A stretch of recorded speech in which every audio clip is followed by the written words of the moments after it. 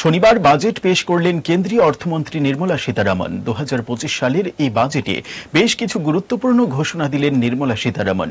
এই বাজেট নিয়ে নিজেদের অভিমত ব্যক্ত করলেন বিরোধী দলনেতা জিতেন চৌধুরী এবং কংগ্রেস দলের প্রদেশ সভাপতি আশিস কুমার সাহা। সংসদে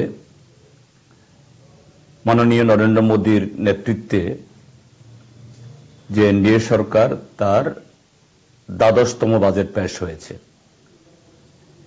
এই বাজেট অতীতের 11টা বাজেটের তা থেকে ভিন্ন হবে বা কোনো ব্যতিক্রম হবে এরকম কোনো যে ধারণা নিশ্চয়ই ছিল না, কেননা নরেন্দ্র মোদী সাহেব বা তার মন্ত্রীরা যতই ভালো ভালো কথা বলুন, এটা আরেকটা তেতো বাজেট হবে দেশের আমজনতার জন্য, সংখ্যাগরিষ্ঠ মানুষের জন্য। এটাই দস্তুর এবং তাই হয়েছে। তো দেখা গেছে এই বাজেটে এখন অব্দি সংক্ষেপে বা এই বক্তব্যগুলো শুনে নেট থেকে যা তথ্য পাওয়া গেছে যে দেশের আমজনতা, সংখ্যাগরিষ্ঠ মানুষ, তাদের উপরে আরো বাড়তি চাপ খুব সকৌশলে। তার সাথে হলো এই যে উদারীকরণ, বেসরকারীকরণ, এটাকে আরো তেজি করে বেপরোয়া এই পদক্ষেপগুলো নিয়ে এখন অবধি যে অবশিষ্ট যে কিছু রাষ্ট্রের নিয়ন্ত্রণে দেশের সম্পদ বা এই অর্থনৈতিক ব্যবস্থা ছিল, এটাকে কিভাবে সমস্ত লাগাম খুলে দেওয়া যায় তার নগ্ন চেষ্টা হয়েছে।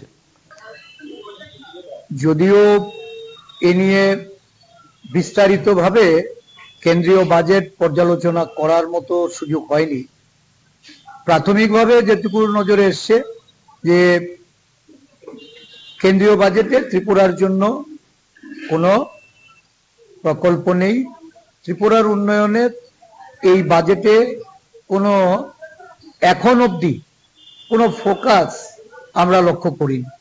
শুধু ত্রিপুরাই নয়, সমগ্র উত্তর পূর্বাঞ্চলের মধ্যে একমাত্র আসাম ছাড়া অন্য কোনো রাজ্যকেই এই কেন্দ্রীয় বাজেটে গুরুত্ব আরোপ করা হয়। সিজা ইনস্টিটিউট অফ কিডনি সায়েন্সেস কিডনির জটিল রোগের চিকিৎসার জন্য এক উৎকৃষ্ট প্রতিষ্ঠান, যেখানে উত্তর পূর্ব ভারতের প্রথম এবিও অসামঞ্জস্য কিডনি প্রতিস্থাপন এবং মৃত ব্যক্তির কিডনি প্রতিস্থাপন করা হয়। এখানে 115টিরও বেশি কিডনি প্রতিস্থাপন এবং উত্তর পূর্ব ভারতের সবচেয়ে বেশি হিমোডায়ালিসিস করা হয়েছে এবং এই সংখ্যা দিন দিন বাড়ছে। সিজা Institute of Kidney Sciences Tripura সরকার সহ অরুণাচল প্রদেশ, মেঘালয়, মিজোরাম, মণিপুর এবং নাগাল্যান্ড সরকার দ্বারা স্বীকৃতিপ্রাপ্ত।